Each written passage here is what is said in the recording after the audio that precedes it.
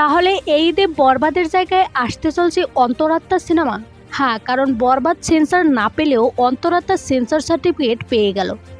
এই ঈদে একাধিক সিনেমার সাথে মুক্তির কথা ছিল শাকিব খানের বরবাদ সিনেমা, কিন্তু সেন্সর বোর্ডে বরবাদকে আটকে দেওয়া হয়। কারণ প্রায় 10 মিনিটের সিন রয়েছে যা দেশের জন্য ক্ষতিকর বলে জানানো হয়। সেই জন্য 10 মিনিট কাটলেই সেন্সর দেওয়া হবে বলে জানানো হয়, কিন্তু এমন সিদ্ধান্ত মেনে নিতে চায় না বরবাদ টিম ও শাকিব ভক্তরা। সেই জন্য রীতিমতো রাস্তায় নেমে আন্দোলন করতেও দেখা যায়। অন্যদিকে গতকাল সেন্সর বোর্ডে জমা দেওয়া হয়েছিল শাকিব খানের 4 বছর আগের সিনেমা অন্তরাত্মা। আর সেই সিনেমা আনকাট সেন্সর পেয়ে গেছে।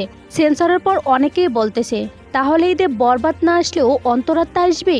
এই বিষয়ে অন্তরাত্মার টিম জানায়, এখনও তারা ঈদে আসার সিদ্ধান্ত নেয়নি, কারণ একটা সিনেমার মুক্তির আগে অনেক প্রমোশন করতে হয়, আর সেই প্রমোশন করার সময় তাদের এখন নেই। সো ভিউয়ার্স, আপনি কি চান, বরবাদ নাকি অন্তরাত্মা সিনেমা? জানিয়ে দিন কমেন্ট করে।